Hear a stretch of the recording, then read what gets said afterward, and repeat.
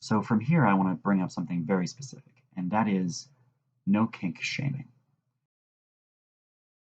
I'm the Kinky Polyatheist, and in my channel, I explore sexuality and sexual freedom. My goal is to have every person on the planet sexually free, free of shame, free of judgment, free of society's pressure to do sex a certain way. So welcome to the sexual revolution. No kink shaming. It doesn't matter what someone shares as their kink, you do not judge it. That's very serious. So if one of your friends comes out and says, you know what, I'd like to be spanked, and your reply is, what's wrong with you? Then don't expect them to ever share another kinky thing with you, ever. So you need to get over that hump right now. So I'm gonna jump to a couple kinky things that might trigger you. Toe sucking. How about that one?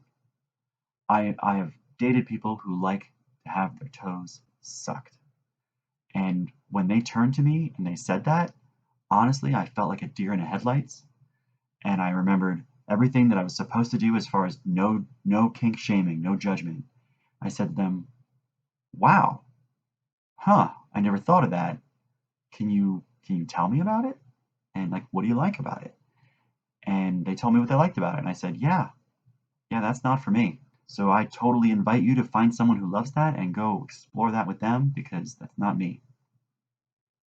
And wouldn't you know, not too long later, I was thinking about it and I came around and I said, look, if it's as good as you say it is, how about we create this situation where you take a shower, I carry you to the bed, and we'll try it, all right? We'll just try it, and I'm willing to give it a shot. And I did, and we had a wonderful time. And I didn't understand it, but I mean, her eyes rolled in the back of her head. It was like she was having an orgasm. I didn't get it. And we had a wonderful night, and at some point, she just randomly did it back to me, almost as a joke. And the moment she did it, I was blown away.